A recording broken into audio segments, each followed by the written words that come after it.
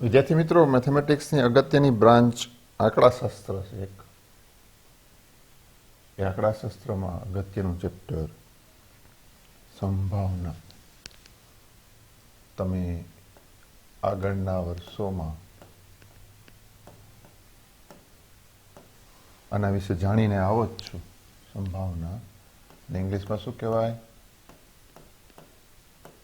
Probability. હવે આના માટે થોડીક જરૂરી વ્યાખ્યાઓ છે. વન બાય વન લઈએ. પહેલી વ્યાખ્યા છે યાદચ્છિક પ્રયોગ.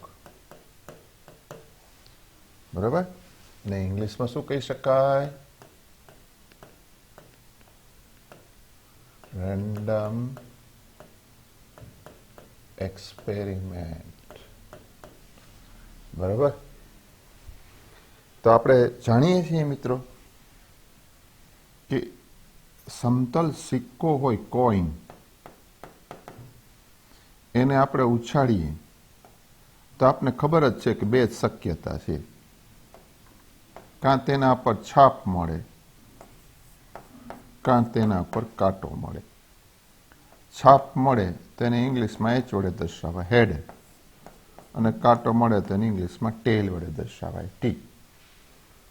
આ એક વાત કરી મેં સમતલ સિક્કાની. એવી રીતે એક સમતલ પાસો કે જેની બાજુ પૂર્ણાંક 1, 2, 3, 4, 5 થી અંકિત છે. એ પાસાને ઉછાળીએ તો આપને ખબર છે કુલ કેટલી શક્યતા છે. 1, 2, 3, 4, 5, 6. તમને ખ્યાલ હોય તો બાજુ પર 1 dot, 2 dot, 3 dot, 4 dot, 5 dot ને 6 ડોટ હોય. બરાબર. એ જે ડોટની સંખ્યાને આપણે દર્શાવીએ પાસા પરનો પૂર્ણાંકને પરિણામ, તો આપણને ખબર છે કેટલી મળે? આ 6 પૈકી કોઈ એક આવે. તો આવો જે પ્રયોગ જે છે એને આ યાદચ્છિક પ્રયોગ કહેવાય. એટલે કે શું? જે પ્રયોગના શક્ય તેટલા તમામ પરિણામો જ્ઞાત હોય. શક્ય તેટલા તમામ પરિણામો કેવા હોય? જ્ઞાત હોય. પણ તે પૈકી કયું પરિણામ આવશે તે પ્રયોગ કર્યા બાદ જ માલુમ પડતું હોય તો તેવા પ્રયોગને શું કહેવાય? યાદચ્છિક પ્રયોગ કહેવાય. બરાબર છે? તો આપણે યાદચ્છિક પ્રયોગની વ્યાખ્યા લખીએ કે શું?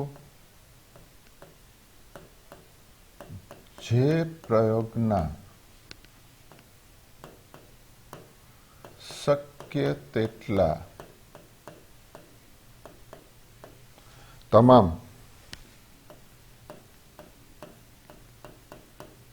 પરિણામો જ્ઞાત હોય,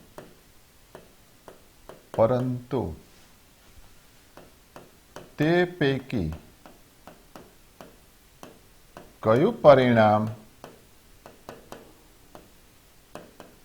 આવશે તે પ્રયોગ કર્યા બાદ જ માલુમ થતું હોય. પ્રયોગ કર્યા બાદ જ માલુમ પડતું હોય તો તેવા પ્રયોગને યાદચ્છિક પ્રયોગ કહે છે. ખ્યાલ આવી ગયો? હવે એક આપણે લઈએ કે બે સમતલ સિક્કા है, 2 કોઈન. બરાબર. એના પર શક્ય પરિણામો શું છે? એચ અને ટી. આના પર શક્ય પરિણામો શું છે? એચ અને ટી. હવે આ બંને સમતલ સિક્કાને એક સાથે ઉછાળીએ તો શક્ય પરિણામો કયા બને?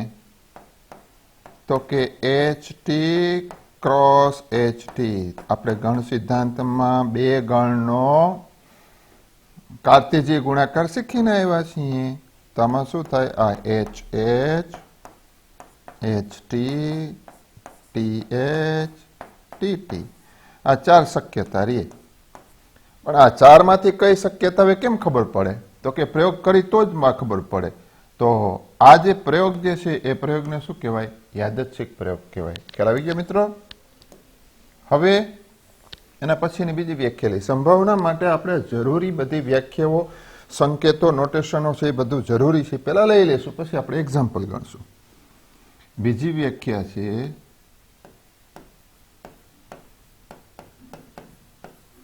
નિર્દેશાવકાશ. એને ઇંગ્લિશમાં કહેવાય સેમ્પલ સ્પેસ. બરાબર? તો કે આ જે યાદચ્છિક પ્રયોગ છે તેના શક્ય તેટલા પરિણામોના, શક્ય તેટલા તમામ પરિણામોના ગણને નિર્દેશાવકાશ કહેવાય. કોઈ યાદચ્છિક પ્રયોગના શક્ય તેટલા તમામ પરિણામોના ગણને શું કહેવાય? નિર્દેશાવકાશ કહે છે.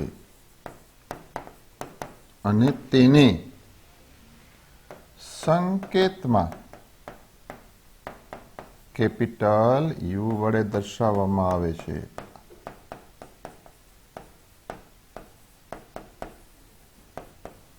તમને ખ્યાલ હોય તો આપણે ગણ સિદ્ધાંતમાં આને સાર્વત્રિક ગણ તરીકે લઈએ છીએ, પણ એ સંભાવનામાં આપણે એને શું લેવાનો? યુ વડે એને નિર્દેશાવકાશ તરીકે સંકેતને આપણે માનવાનો છે મિત્રો. હવે નાનકડો એક એક્ઝામ્પલ લો. તો કે બે સમતોલ સિક્કાને એક સાથે કે વારાફરતી ઉછાળવાના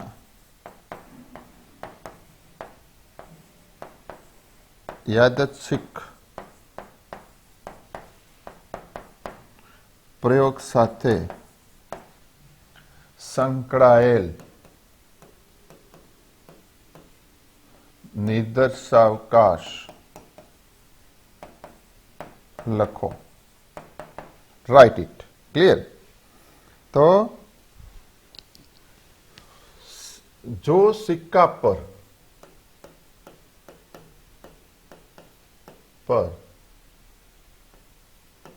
છાપ મળે તો તેને એચ વડે અને કાંટો મળે તો તેને ટી વડે, ટેલ, દર્શાવીશું. આપણે બધું કેવું પડે એમને. બરાબર? અને માટે એક સિક્કા ને ઉછાળવાના ના પ્રયોગ સાથે સંકળાયેલ નિર્દેશાવકાશ શું થાય? શું થાય? તો કે ગણ સંકેતમાં HT. આ બે જ પરિણામો શક્ય છે, પરંતુ આપણે શું જોઈએ છીએ? આપણે એવું કીધું છે કે બે સમતલ સિક્કાને એક સાથે ઉછાળવાના યાદચ્છિક પ્રયોગ સાથે સંકળાયેલ નિર્દેશાવકાશ, અને માટે બે સમતોલ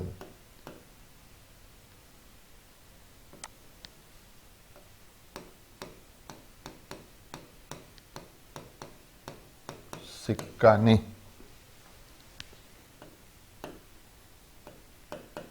એક સાથે ઉછાળવાના પ્રયોગ સાથે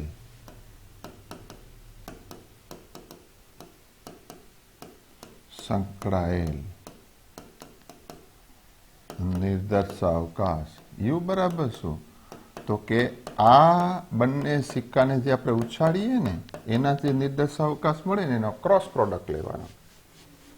હવે ખરેખર તો ગણ સિદ્ધાંતમાં આપણે આમ લઈએ છીએ HT HH TH T T આમ આપણે કરીએ છીએ, પરંતુ પરિણામ દર્શાવવાની રીત જુદી જુદી હોય છે. તો આને આપણે આ ક્રમમાં આ રીતે લખી શકીએ છીએ. શું? તો કે H H H H H T comma H T T H T T આ એનો નિર્દેશાવકાશ થાય. તો એક નાનકડો એક્ઝામ્પલ લીધો નિર્દેશાવકાશનો, બરાબર. હવે બીજી ડેફિનેશન જે આવે છે એ આવશે, ડેફિનેશનનું નામ છે ઘટના. એને ઇંગ્લિશમાં કહેવાય ઇવેન્ટ. ઘટના એટલે શું? તો કે કોઈ યાદચ્છિક પ્રયોગ ના નિર્દેશાવકાશના કોઈ પણ ઉપગણને ઘટના કહે છે. આ એની વ્યાખ્યા છે. તો આગળ આપણે જોયું ને કે આ નિર્દેશાવકાશ યુ આવ્યો, બે સમતલ સિક્કાને ઉછાળવાનો આ. તો આ નિર્દેશાવકાશના કેટલા ઉપગણો મળે? આ 4 ઘટક છે તો 2⁴ ઉપગણ મળે. તો આ બધા જ ઉપગણોને શું કહેવાય? એની ઘટનાઓ કહેવાય, બરાબર. પછી હવે ઘટનાઓની વ્યાખ્યા આપ્યા પછી એના પ્રકાર જોવાના છે. તો પહેલા તો આવશે અશક્ય ઘટના. અશક્ય ઘટના એને ઇંગ્લિશમાં કહેવાય ઇમ્પોસિબલ ઇવેન્ટ. તો પહેલા ઉદાહરણ તરીકે લઈએ. આપણે મિત્રો વાર્ષિક પરીક્ષાનું પેપર આપણે જાણીએ છીએ કેટલા માર્કનું લખીએ છીએ? 3 કલાક માટે 100 માર્ક્સનું લખીએ. હવે હું તમને એવો પ્રશ્ન પૂછું કે 100 ગુણના આ પ્રશ્નપત્રમાં તમને 101 ગુણ આવે એવું શક્ય બને નહીં. તો એ ઘટનાને કેવી કહેવાય? અશક્ય ઘટના. સૂર્ય પશ્ચિમમાં ઉગે છે, શક્ય છે? ના. તો એ કહેવાય અશક્ય ઘટના. તો આવી બધી ઘટનાઓને કેવી કહેવાય છે? અશક્ય ઘટનાઓ. હવે મિત્રો એની વ્યાખ્યા, ગાણિતિક વ્યાખ્યા આપણે જોવાની છે. તો કે નિર્દેશાવકાશના ઉપગણ ખાલી ગણને અશક્ય ઘટના કહે છે. આપણે તો ગાણિતિક રીતે જોવું પડે ને. ખ્યાલ આવે છે? હા, અહીંયા આપણે સાથે નોંધી લઈશું, આગળ જતા એનું એક્સપ્લેનેશન આપશું કે અશક્ય ઘટનાની સંભાવના હંમેશા 0 થાય. કોઈ પરિણામ જ ન મળે આપણને. એને ઘટના ઉદ્ભવવા માટે કોઈ પરિણામ જ ન હોય તો એ ઘટનાને અશક્ય ઘટના કહેવાય અને એની સંભાવના હંમેશા 0 થાય. યાદ રાખજો મિત્રો આ, બરાબર. હવે એના પછીની વ્યાખ્યા છે ચોક્કસ ઘટના. Next definition. ચોક્કસ ઘટના. Certain event. જે ઘટના હંમેશા માટે સત્ય જ હોય, નિત્ય સત્ય હોય અને એના માટે શક્ય પરિણામ એક જ હોય. સૂર્ય પૂર્વમાં ઉગે છે તો એ ચોક્કસ ઘટના છે. એ હંમેશા પૂર્વમાં જ ઉગે અને એના માટે બીજા જુદા જુદા પરિણામો ન મળે. તો કે જે ઘટના નિત્ય સત્ય હોય તેને શું કહેવાય? ચોક્કસ ઘટના, સર્ટેન ઇવેન્ટ કહેવાય. પણ આપણે તો ગાણિતિક વ્યાખ્યા જોઈએ મિત્રો. તો કે નિર્દેશાવકાશ યુ ને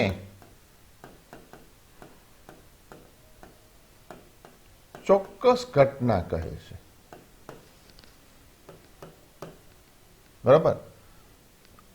અને એના માટે યાદ રાખવા જેવી બાબત શું છે મિત્રો? અત્યારથી જ યાદ રાખી લ્યો કે ચોક્કસ ઘટનાની સંભાવના હંમેશા કેટલી હોય? 1 હોય. એ આપણે આગળ સાબિત કરશું. હવે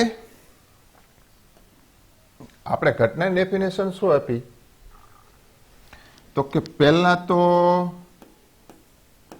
કોઈ યાદચ્છિક પ્રયોગ લેવો પડે, એના શક્ય પરિણામોના ગણને નિર્દેશાવકાશ કહેવાય, અને એના ઉપગણને શું કહેવાય? ઘટના કહેવાય. હવે ગણ સંકેતની અંદર આપણે જાણીએ છીએ કે 2 ગણ જુદા જુદા હોય તો 2 ગણ ઉપર આપણે જુદી જુદી ઘણી બધી ક્રિયાઓ કરી શકીએ. એનો યોગ કરી શકીએ, એનો છેદ કરી શકીએ, એનો તફાવત લઈ શકીએ. તો એને અનુરૂપ જુદી જુદી ઘટનાઓની વ્યાખ્યા છે. તો પહેલી વ્યાખ્યા છે પરસ્પર. પરસ્પર નિવારક ઘટના. બરાબર. એની વ્યાખ્યા આપણે આપીએ.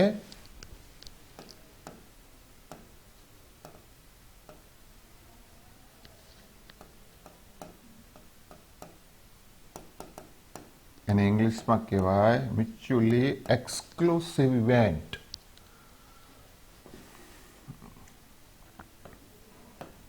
જો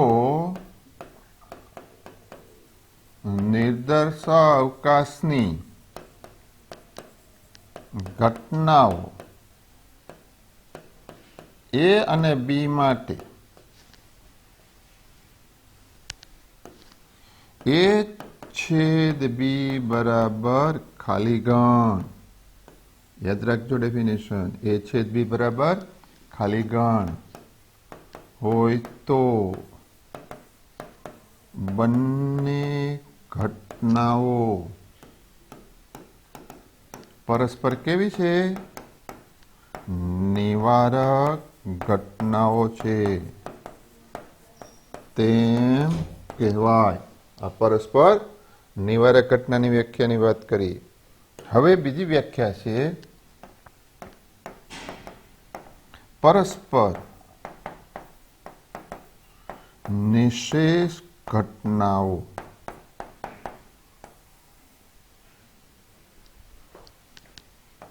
એને ઇંગ્લિશમાં કહેવાય એક્ઝસ્ટિવ.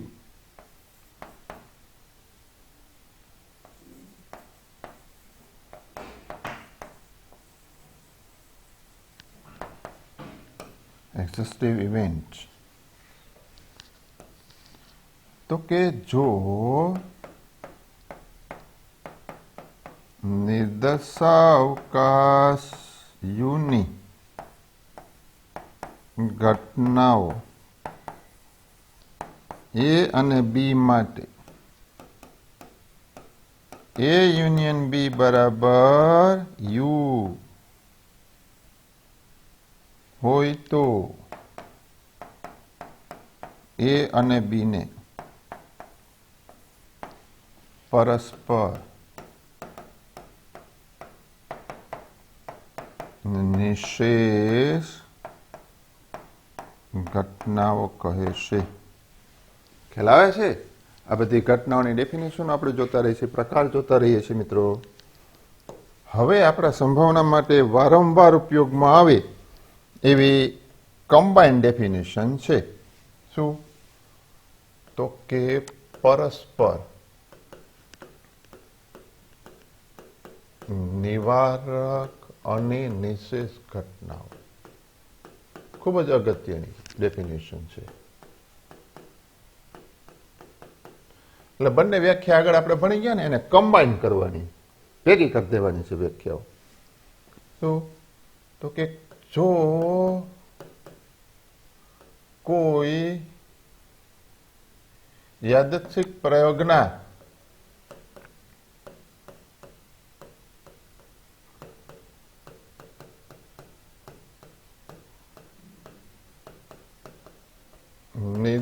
નિર્દેશાવકાશ ની ઘટનાઓ એ અને બી માટે એ છેદ બી બરાબર ખાલી ગણ અને એ યોગ બી બરાબર યુ હોય તો એ અને બી ને પરસ્પર નિવારક અને નિશેષ ઘટનાઓ કહે છે. આ ખાસ અગત્યની ડેફિનેશન છે મિત્રો. એટલે આટલું યાદ રાખજો તો કે પરસ્પર નિવારક અને નિશેષ ઘટનાઓ માટે આનું પાલન થવું જરૂરી છે. એ છેદ બી બરાબર ખાલી ગણ હોય અને એ યુનિયન બરાબર યુ હોય તો એને પરસ્પર નિવારક અને નિશેષ ઘટનાઓ કહેવાય. હવે એની બીજી વ્યાખ્યા છે પૂરક ઘટના. બરાબર, કોમ્પ્લિમેન્ટ ઇવેન્ટ.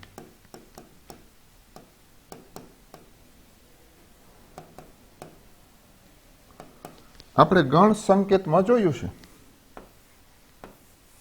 કે આ સાર્વત્રિક ગણ હોય, આ એનો ઉપગણ હોય, તો ગણ એ સિવાયનો ભાગ જે છે આ આખો એને આપણે પૂરક ગણ કહીએ. અને એને સંકેતમાં કેના વડે દર્શાવીએ? એ ડેશ વડે. એ રીતે પણ એ ડેશ એટલે શું? ગણ સંકેતમાં વ્યાખ્યા આપ્યું હોય તો કે યુના એવા સભ્યોનો ગણ કે જેના માટે એક્સ એમાં ન હોય. તો આ જે છે ગણ, આપણે પૂરક ઘટનાની વ્યાખ્યા રીતે ગણ સંકેતમાં જ આપશું. ખ્યાલ આવે છે? આ કહેવાય પૂરક ગણ જે છે એને ઘટના તરીકે લઈએ નિર્દેશાવકાશ યુ સાથે, તો એને આપણે કહીએ પૂરક ઘટના. તો કે જો કોઈ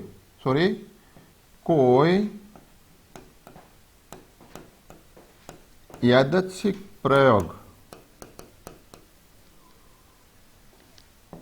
ના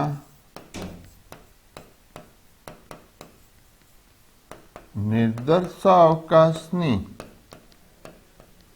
ઘટના એ ની પૂરક ઘટના ને એ ડેશ વડે દર્શાવવામાં આવે છે.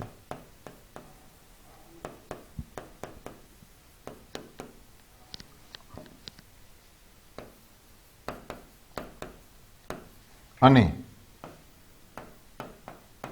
તેને એ ડેશ બરાબર નિર્દેશાવકાશના એવા ઘટકોનો ગણ કે જ્યાં એક્સ એ એમાં ન હોય. તો આ પૂરક ઘટનાની વાત કરીએ આપણે. નોંધ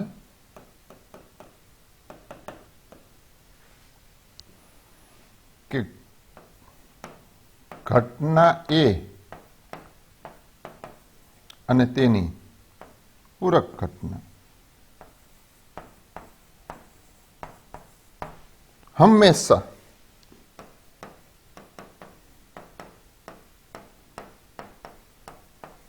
પરસ્પર નિવારક અને નિશેષ હોય છે. કારણ શું? કે આપણને ખબર છે કે એ ઇન્ટરસેક્શન એ ડેશ હંમેશા ખાલી ગણ થાય અને એ યુનિયન એ ડેશ હંમેશા શું થાય? યુ થાય. જો આ રીતે આપણે લઈએ, આ એ ગણ એ રાખીએ, આ નિર્દેશાવકાશ યુ રાખીએ, તો આ જે ભાગ જે છે આ એ બધો શું થશે? એ ડેશ. આ વેન ડાયાગ્રામ પરથી આપણે જાણી શકીએ છીએ કે એ ઇન્ટરસેક્શન એ ડેશમાં શું તો એક પણ તો એલિમેન્ટ સામાન્ય નથી એટલે ખાલી ગણ થાય અને એ યુનિયન એ ડેશ લઈ લઈએ જો એ સાથે એનો આ એ ડેશ વાળો પાર્ટનો યોગ લઈ લઈએ તો આપણે શું મળી જાય સાર્વત્રિક ગણ યુ મળી જાય એટલે આ જે પાર્ટ છે એને પરસ્પર નિવારક અને નિશેષ ઘટનાઓ છે. હવે 1 મિનિટ આના માટે એક પ્રમેય અત્યારથી લખી દઉં છું, યાદ રાખજો, આપણે આગળ જતા એને સાબિત કરશું. તો કે શું P of A plus P of A dash is equal to હંમેશા 1 થાય. P of A plus P of A dash is equal to શું થાય હંમેશા 1 થાય. તો આના પરથી P of A dash ની ડેફિનેશન શું મળશે આપણને 1 minus P of A મળશે. હવે લઈએ આના પરથી બીજી વ્યાખ્યા, યોગ ઘટના, બે ઘટનાઓનો યુનિયન, યોગ ઘટના. કોઈ યાદચ્છિક પ્રયોગના નિર્દર્શાવકાશની ઘટનાઓ A અને B માટે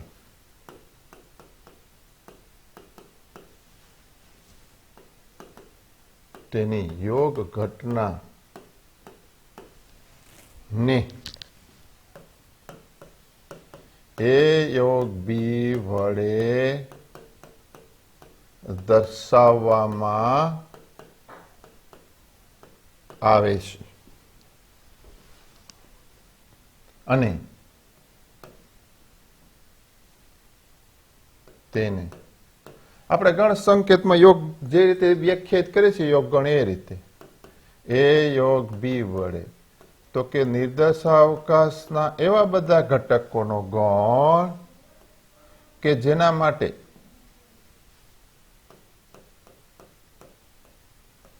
x છે એ A માં હોય અથવા x એ B માં હોય.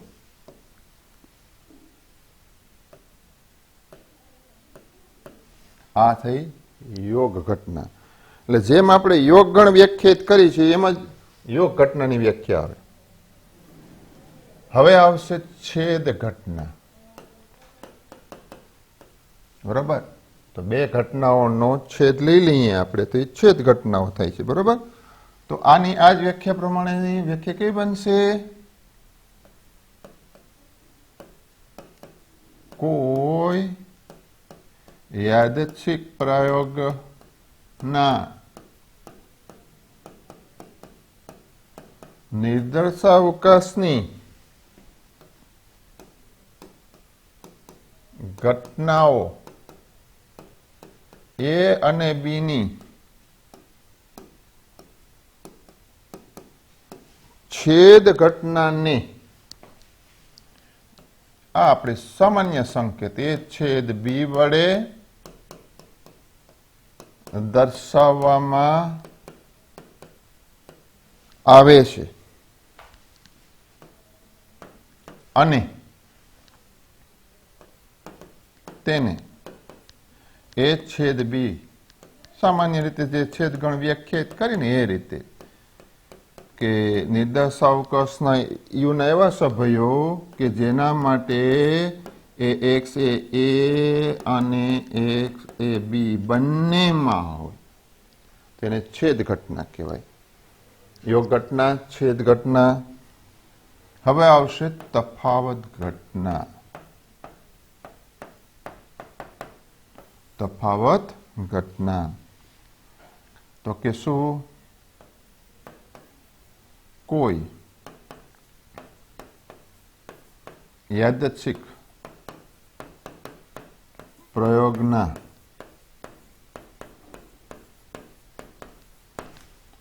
નિર્દેશાવકાશની ઘટનાઓ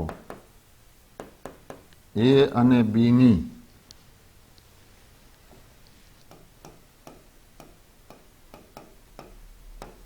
તફાવત ઘટનાને a માઇનસ બી વડે દર્શાવવામાં આવે છે અને તેને a minus B is equal to કે નિર્દેશાવકાશીઓના એવા સભ્યોનો ગણ કે એમાં હોય પરંતુ બીમાં ન હોય. બરાબર. તો હજી આને આપણે નોંધ સ્વરૂપમાં જે થોડુંક આગળ વધારું હું કે a માઇનસ બી એટલે x માઇનસ યુ કે જ્યાં x એમાં હોય પરંતુ બીમાં ન હોય. તો એને આમ ન લખી શકાય x belongs to you, x એમાં હોય બીમાં ન હોય તો ક્યાં હોય? બીના પૂરક ગણમાં હોય. તો એનો બીજો સંકેત મળ્યો મિત્રો આપણને. આને શું કહેવાય? a intersection B dash. અને માટે a minus B is equal to a intersection B dash. બરાબર. હવે a ઇન્ટરસેક્શન બી ડેશ એટલે ખરેખર શું થાય ખબર છે? a માઇનસ a છેદ બી એ નો થાય. એમાંથી a છેદ બી નો પાર્ટ આપણે કાઢી નાખીએ. એ આપણે પછી બીજા પાર્ટમાં જોશું, પણ પહેલા આપણે અત્યારે ખાલી આટલું રાખીએ. અને આ જ પ્રમાણે મારે બી માઇનસ એ લખવું હોય તો શું લખાય? a ડેશ ઇન્ટરસેક્શન બી. તમને ખ્યાલ હોય તો ગણ સિદ્ધાંતમાં આના પરથી આપણે એક સમિત તફાવત ગણની ડેફિનેશન આપેલી છે. a ડેલ્ટા બી એને શું કહેવાય? a ઇન્ટરસેક્શન બી ડેશ યોગ a ડેશ ઇન્ટરસેક્શન બી. આ વ્યાખ્યા પણ આપી શકાય અને આને આમ પણ કહી શકીએ a યોગ બી માઇનસ a છેદ બી. આ સંકેત એટલા માટે યાદ રાખવાના કે જેથી કરીને ક્યારેક આપણે MCQ બેઝ ક્વેશ્ચન્સ હોય, જે ના હોય કે બોર્ડના ક્વેશ્ચન્સ હોય, તેમાં આપણે આ સંકેત પ્રથા જાણેલી હોય તો આપણને કામ લાગે. આ બધી ડેફિનેશન આપણે આપ્યા પછી હવે આપણે ઘટનાઓ જે છે એ ક્યારે કઈ વસ્તુ બને છે એ જોવા માટેથી એના સંકેતો શું હોય એ જોઈએ. શું? તો કે પહેલા તો હું તમને એમ કહું કે એનો આપણે ટેબલના ફોર્મમાં લખીએ. ઘટના જે છે ની શાબ્દિક અભિવ્યક્તિ શું છે?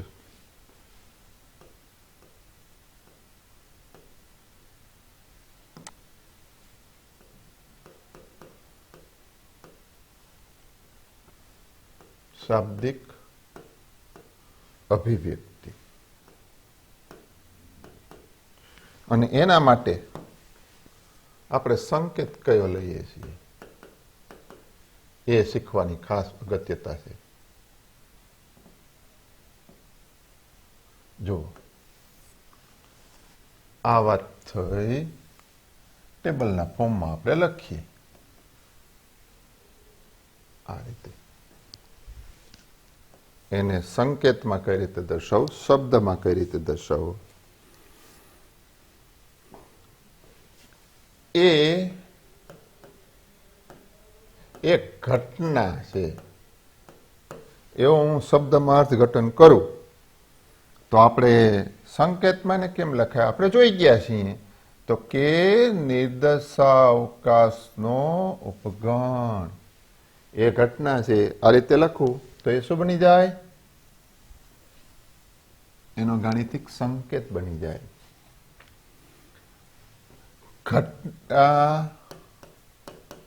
એ ઉદ્ભવતી નથી અથવા બનતી નથી.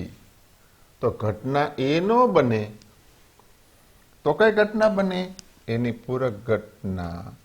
એટલે ઘટના એ ઉદ્ભવતી નથી એવું ક્યાંય શબ્દમાં આપણે અર્થઘટન જોઈએ તો એને સંકેતમાં એ ડેશ વડે દર્શાવાય. બરોબર. ત્યારબાદ જોઈએ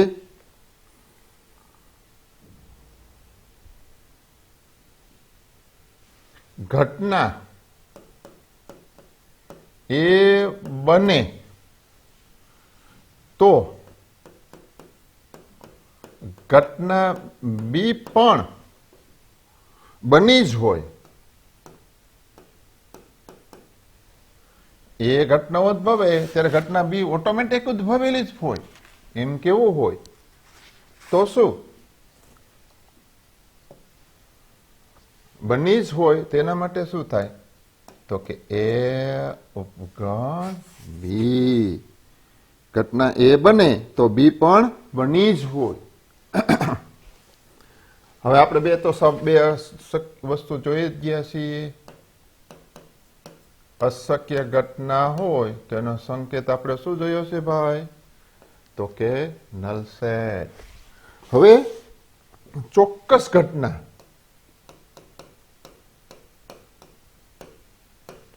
તો એના માટે આપણે ખ્યાલ છે સંકેત શું જોઈએ તો આપણે યુ. હવે ઘટના એ અને બી નિવારક ઘટના છે. એ અને બી નિવારક ઘટના છે તો એને સંકેતમાં ક્યાંય પણ ગાણિતિક સંકેતમાં આવે આ એટલા માટે લખીએ કે જેથી આપણે એક્ઝામ્પલ ગણવા સરળ હોય. આપણા એક્ઝામ્પલ તો શાબ્દિક અભિવ્યક્તિની અંદર હોય તો એને પહેલા તો આપણે સંકેતમાં ઢાળવા પડે. સંકેતમાં ઢાળીને એના પ્રમેયનો ઉપયોગ કરીને આપણે સરળ રીતે આન્સર આપી શકીએ. એટલા માટે સંકેત પ્રથા તમારા માટે જાણવી જરૂરી છે. ઘટનાઓ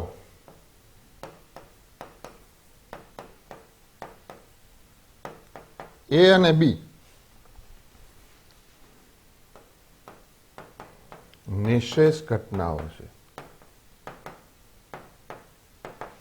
તો એના માટેનો સંકેત આપણને ખબર છે શું બે ઘટનાઓ પરસ્પર આ નિવારક માટે એ છેદ બી બરાબર ખાલી ગણ થાય અને નિશેષ ઘટનાનો યોગ શું થાય યુ. યાદ રાખીએ મિત્રો એ અને એ ડેશ હંમેશા કેવી હોય નિવારક અને નિશેષ જ હોય. હવે ધ્યાન રાખજો ઘટનાઓ એ અને બી પૈકી ફક્ત ઘટના એ ઉદ્ભવે તો બી ના ઉદ્ભવે. તો ઘટના એ ઉદ્ભવે ત્યારે બી ના ઉદ્ભવે તો કોણ ઉદ્ભવે એની પૂરક ઘટના ઉદ્ભવે તો એ છેદ બી ડેશ થાય. હવે ઘટનાઓ એ અને બી પૈકી ફક્ત ઘટના બી ઉદ્ભવે એને સંકેતમાં શું લખાય બી માઇનસ એ અથવા તો એ ડેશ છેદ બી. આપણા માટે અગત્યનું આવ્યું કે ઘટનાઓ એ અને બી પૈકી ફક્ત એક જ ઘટના ઉદ્ભવે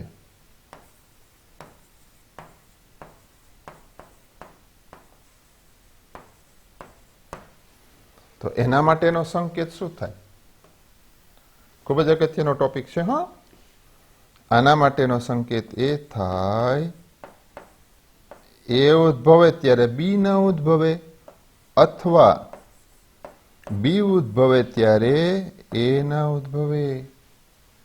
આ ખાસ આપણે યાદ રાખવાનું છે. હવે એના પછીનો નેક્સ્ટ પેજ ઉપર જોઈએ આપણે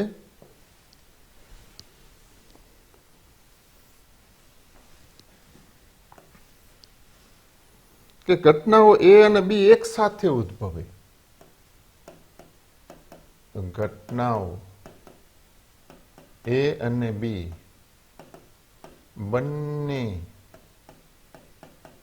એક સાથે ઉદ્ભવે એટલે ઘટના એ બને અને બી એ બને. તો એના માટેનો સંકેત શું આવે મિત્રો? એ છેદ બી. હવે આપણે યોગ ગણની વ્યાખ્યા શું આપણે ગણ સિદ્ધાંતમાં આપીએ છીએ? તો કે એવા ઘટકોનો ગણ કે એમાં હોય, બીમાં હોય, એમાં હોય અથવા બીમાં હોય અથવા બંનેમાં હોય તેવા તમામ ઘટકો એ યોગ બીમાં આવે. તો આનો ઉપયોગ કરી ઓછામાં ઓછી એક ઘટના ઉદ્ભવે એના માટેનો સંકેત. ઘટનાઓ એ અને બી પૈકી, તો શબ્દ સાંભળજો, ઓછામાં ઓછી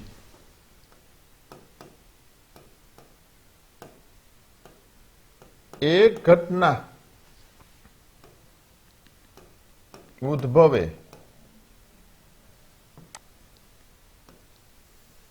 તો એના માટેનો સંકેત શું થાય? એ યોગ બી થાય. અને રિલેટેડ થોડીક પ્રેક્ટિસ કરી શકીએ આપણે કે શાબ્દિક અભિવ્યક્તિ આપેલી હોય તો એને સંકેતમાં કઈ રીતે ઢાળી શકાય. આ બધું તમે યાદ રાખશો તો કોઈ વાંધો આવશે નહીં. હવે એવા પાઠ લઈએ. આ બે ઘટનાઓને રિલેટેડ વાત કરીને હવે ત્રણ ઘટનાઓ માટે. તો કે ઘટનાઓ એ અને બી, ઘટનાઓ એ, બી અને સી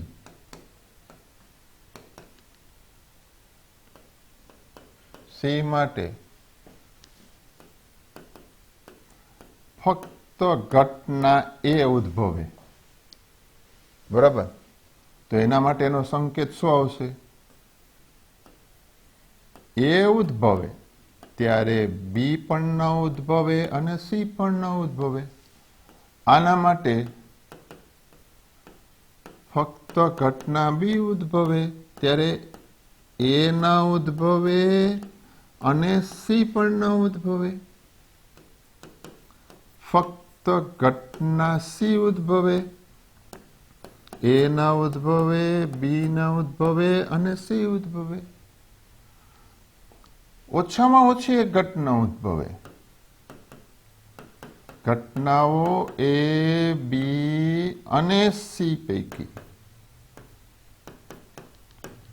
ફક્ત એક ઘટના, ફક્ત એક જ ઘટના ઉદ્ભવે. એનો સંકેત અહીંયા લખી દઉં, થોડુંક લાંબુ પડશે. શું? એ ઉદ્ભવે ત્યારે બી ન ઉદ્ભવે અને સી ન ઉદ્ભવે, અથવા એ ન ઉદ્ભવે, બી ઉદ્ભવે અને સી ન ઉદ્ભવે, અથવા એ અને બી બંને ન ઉદ્ભવે અને સી ઉદ્ભવે. આ થઈ વાત? બરાબર છે. હવે ઘટનાઓ એ, બી, સી માટે શું? ઓછામાં ઓછી એક ઘટના ઉદ્ભવે. એક ઘટના. તો એના માટેનો સંકેત શું આવે? એ યુનિયન બી યુનિયન સી. ત્રણેય ઉદ્ભવે તો એનો સંકેત આવે એ છેદ બી છેદ સી. બરાબર? હવે ઘટનાઓ એ, બી અને સી માટે એ અને બી ઉદ્ભવે પરંતુ સી ન ઉદ્ભવે. તો એનો સંકેત શું થાય? તો કે એ અને બી ઉદ્ભવે પણ સી ન ઉદ્ભવે. તો આ રીતે શાબ્દિક વાતાવરણ આપણે આપેલું હોય તો આપણે પેલું લખી શકીએ છીએ, ગાણિતિક સ્વરૂપ એનું લખી શકીએ છીએ. તો આને રિલેટેડ એવા ગાણિતિક ફોર્મ હવે શાબ્દિક આપેલા હોય તો તમે એ પ્રમાણે લખી શકો છો. ખ્યાલ આવે છે? હવે થોડાક એના પ્રમેયો નીચે છે એ આપણે અન્ડરસ્ટેન્ડિંગ વાળો પાર્ટને જે છે થોડોક એ આપણે નેક્સ્ટ લેક્ચરમાં લઈશું. ખૂબ જ અગત્યનું આંકડાશાસ્ત્રનું ચેપ્ટર છે મિત્રો.